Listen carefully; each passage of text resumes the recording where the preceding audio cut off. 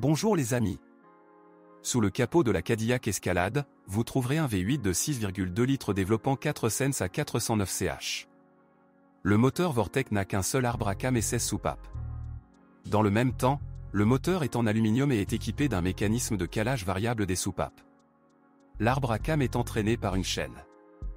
Après 100 à 150 000 km, les supports moteurs sont rendus. Parfois, les boulons du collecteur d'échappement se cassent et le papillon des gaz tombe en panne. Sur les voitures plus anciennes, les bobines d'allumage, les fils haute tension et la pompe à carburant nécessiteront une attention particulière.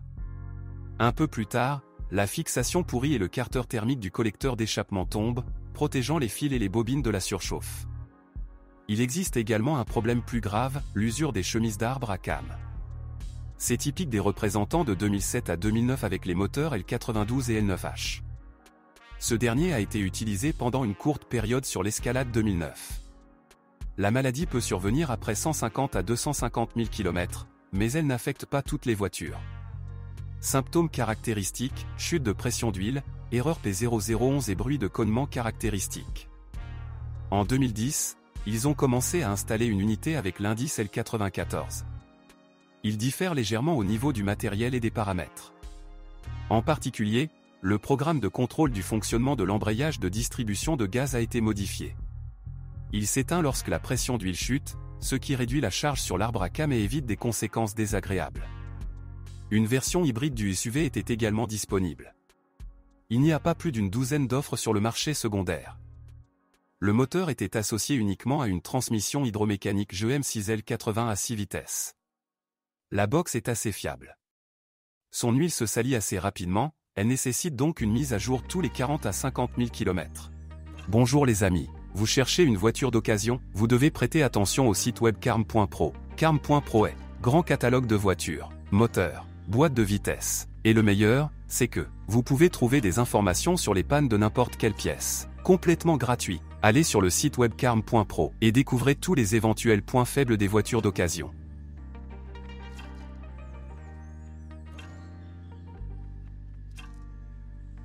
Après 4 à 5 ans, les tuyaux de refroidissement de l'huile de transmission automatique fuient parfois.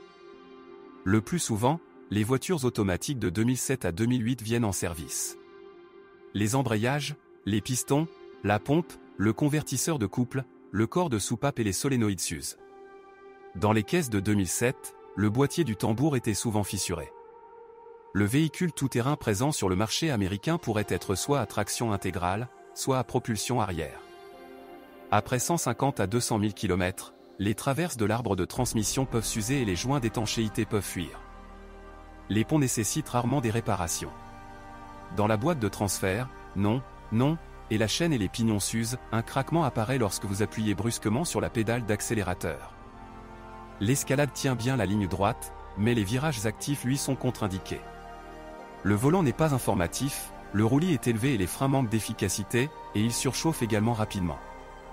Il n'y a qu'une seule suspension, avec des amortisseurs MRC, Magnetic Ride Control, réglables qui s'adaptent automatiquement à la nature de la route. Cependant, le SUV ne cache pas très bien les bosses, surtout à basse vitesse. Selon de nombreux propriétaires, seules les copies provenant du marché américain filtrent les irrégularités au bon niveau. En 2010, Cadillac a ajusté le programme de contrôle des amortisseurs. La durée de vie des amortisseurs est de 100 à 150 000 km. Mais vous devrez ensuite désactiver par programme le système MRC ou installer des leurres. Parallèlement, il faut remplacer les ressorts arrière par des renforcés, 13 000 la paire, puisque les amortisseurs arrière sont assemblés avec des ressorts pneumatiques. Les ressorts pneumatiques arrière sont conçus pour maintenir une garde au sol donné, quelle que soit la charge. En plus des airbags eux-mêmes, le compresseur d'air peut également tomber en panne. Notamment en raison de la pénétration de poussière et de saleté par la prise d'air. Pour éviter cela, des services spécialisés proposent l'installation d'un filtre ou installent l'admission dans l'habitacle de la voiture. Le compresseur peut également s'arrêter en raison d'un câblage défectueux ou d'une oxydation des contacts. L'essieu avant est doté de double triangulation et l'essieu arrière est doté d'un essieu continu à 5 bras. Les blocs silencieux et les rotules s'usent après 100 à 150 000 km. Bientôt, vous devrez changer les cils en bloc de crémaillère de direction et les supports de fixation du train avant. Les roulements de roues avant peuvent nécessiter une attention après 100 000 km. Ils sont livrés complets avec le hub. Après 100 à 150 000 km, un jeu de l'arbre d'essieu arrière se produit. Les propriétaires se plaignent souvent de freins faibles et les étriers nécessitent un entretien régulier. Lorsque vous recherchez une Cadillac Escalade, vous devez faire attention au numéro VIN imprimé sur le cadre. Parfois, la corrosion le ronge.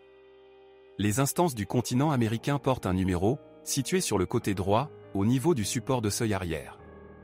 Sur les voitures de Kaliningrad, un autre numéro est imprimé sur le cadre, au niveau de la porte d'entrée droite. Cependant, il existe des SUV sans numéro VIN sur le châssis, mais cela doit être indiqué dans les documents. La carrosserie résiste assez bien à la corrosion. Mais la peinture s'écaille assez rapidement. Chrome n'est pas non plus durable. Les poignées de porte sont sensibles aux effets du temps et peuvent se désagréger si vous les tirez trop fort. De nombreux propriétaires remarquent un roulis vers la gauche. La raison en est la répartition du poids, le côté gauche est plus lourd. Les seuils escamotables nécessitent un entretien régulier, sinon ils tourneront vite au vinaigre. Après 150 à 200 000 km, l'entraînement électrique des seuils peut abandonner. Les pannes d'équipement électrique sur les voitures plus anciennes ne sont pas rares. Le câblage vieillit, pourrit, ou s'effiloche. Des connecteurs de contact sont également fournis. En conséquence, les lectures de température du liquide de refroidissement commencent à fluctuer, la communication avec les amortisseurs MRC est perdue, le démarreur, les sièges chauffants et d'autres équipements tombent en panne. En raison de la pénétration d'eau et de saleté, après 200 à 250 000 km, la pompe à carburant et les unités de commande de suspension situées sous le fond meurent parfois. L'environnement agressif n'épargne pas les tubes du circuit arrière du climatiseur. L'entraînement électrique du haillon cesse de fonctionner en raison de l'oxydation des contacts à l'intérieur du bouton, d'une défaillance du frein de course ou de l'entraînement lui-même. Et pour restaurer la fonctionnalité de la lunette arrière chauffante, il faut remplacer la vitre. Tôt ou tard, le capteur d'impact avant et les capteurs de stationnement arrière tombent en panne. Il y a des dysfonctionnements dans le fonctionnement de l'unité principale du système audio. Depuis 2010, le liquide de pare-brise chauffant n'est plus installé. Un défaut de conception pourrait provoquer un incendie de la voiture.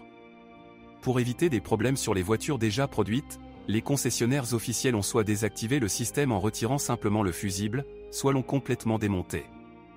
Si vous connaissez d'autres dysfonctionnements de modèle, assurez-vous d'en parler.